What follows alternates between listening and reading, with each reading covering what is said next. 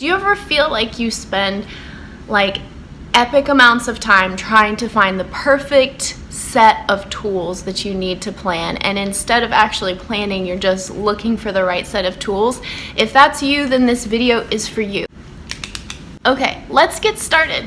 The very first thing I want to say is that if you cringe at the idea of creating a plan or having a planner, let me just dispel any myths that you may have about what it means to be a good planner. I think that the best plans are flexible enough to withstand any curveballs that life may throw at you. So if you think that planning is rigid or boring, just think of it like creating a path for all of the things that you want out of life, like your big dreams, your big goals, wishes that you may have for yourself, and then reverse engineering your life and your time so that you can actually achieve those things that you desperately want to achieve.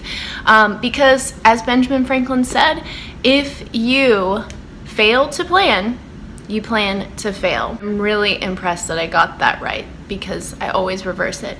So let's start with the planner. There are hundreds, maybe thousands of different kinds of planners you could choose. So how do you know which one is right for you? You don't know. You just have to pick one and stick with it, like my friend and planning expert Lorna Bailey says. She has a whole YouTube channel devoted to picking out the right planner. I actually have been using the Passion Planner for 3 years, and I really love it. This is really great because you get to see a month's view, but then the first thing that's the most important thing to me, as somebody who's really bad at keeping track of time, we're all a work in progress, right?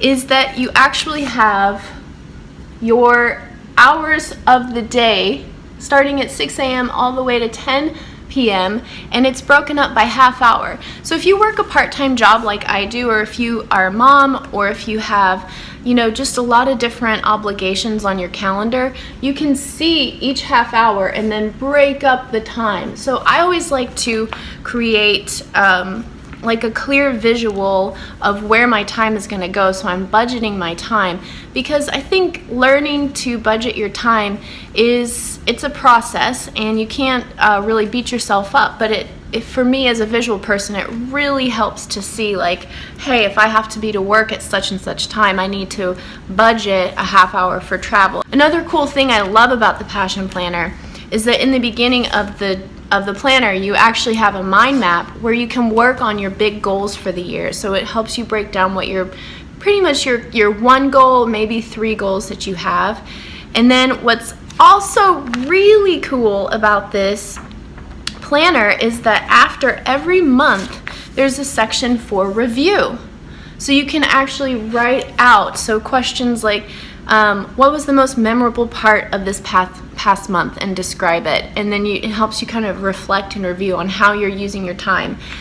So even though I've been using this for 3 years, I still feel like there's more I can get out of using this planner.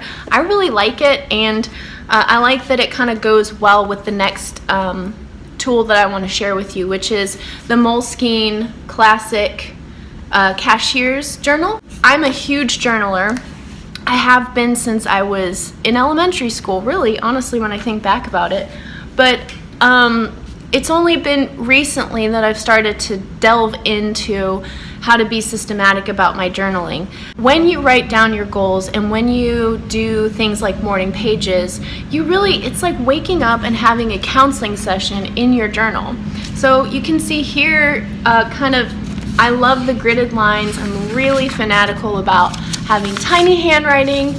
I always have been. Some people are, like they write big letters. I have tiny handwriting. And what I do is I just try to write down, first things first, how I'm feeling, what I'm processing, maybe any dreams I had. Then I write down what I have to get done that day. Then I write down my goals, and I use the method of writing my goals as if I've already achieved them, and I just write them down pretty much every day. If you continue to write your goals down in the format that you already have achieved them, like I have lost 30 pounds or whatever, and you just keep working on that, keep writing that down, you will achieve those goals. Yeah, so that's the Moleskine. I love it. The paper quality is amazing, and it just goes really well with the Passion Planner. You can see there, just seamless. Oh, it's so nice and consistent. Okay, now on to another planning essential that's minimalist that I love, and that is pens, baby, pens.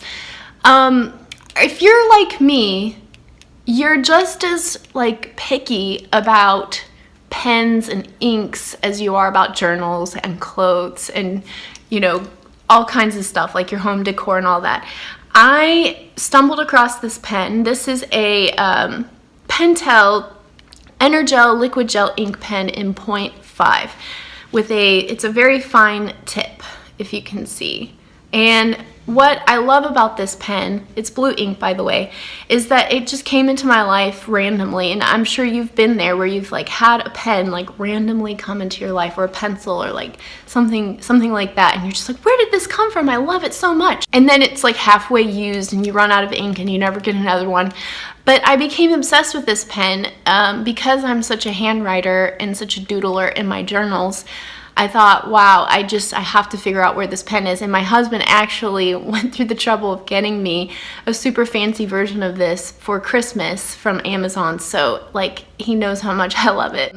What I like is that it's a gel ink, and so it sticks to the page really well without there being like this bumpy ink left over, and you don't have to press into the page really hard to write what you're writing down, so your pages in your journal don't end up being all crinkly. I know that this is ultra detailed stuff, so I'm revealing what a like psychopath I am.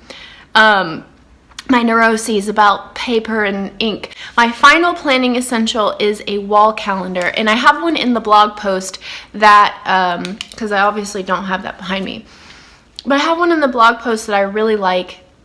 It's from a company based in the UK, and they're actually sold out. So I was gonna buy one and they're sold out, which really bums me out. So I'm on a waiting list to see if they replenish. But a wall calendar with 52 weeks and 365 days all in one gridded view. It's awesome. One of the things that my friend Ben Hardy talks about is starting to plan your life in 52 weeks. So it's really not a lot of time when you think about it. Neither is 365 days. So when you have a visual of your time, it's so much easier to feel every morning, every day, like this sense of urgency that you need to achieve your goals. And if you're like me and you've come from kind of like a hard place in life, you didn't grow up with a lot of like planning or, you know, a lot of stability, it takes time to develop that, you know, internal sense of urgency. Or maybe you just, maybe you think that you're gonna get to where you need to get to quicker, and you're judging yourself for where you're not, for where you are not yet. But I just think no matter what, don't give up. Just keep looking, keep planning, keep refining your process, working your system that you give to yourself. And I think, you know, this year could really be one of the best years that you have if you just tweak a little bit. I'm gonna leave you with a quote that I heard Tony Robbins say, which just helped me out so much if you're a perfectionist like me. And he said, most people overestimate what they can get done in 1 year, but they underestimate what they can get done in 10 years. So don't let just the idea of 1 year be everything to you. You may not accomplish everything that you want to accomplish in 1 year, but why not try? And when you don't reach all those goals, it's important to reflect and evaluate, but you really don't need much to get the job done when it comes to planning. Just keep it simple, focus on the basics. You got your pen, your calendar, a planner, and your journal, and you really are all set for the year. I hope you liked this video. If you liked it, can you please like it and subscribe to my channel if you're not already a subscriber. I would love to hear what your planning tools are, even if they're digital, like any apps or whatever, because I'm gonna learn from you, and other people reading the comments are gonna learn from you too. So remember, just Keep going. Don't give up. It's going to be a great year. You're going to do a great job. I'm so excited for you, and I can't wait to see you in the next video. Okay, take care. Bye.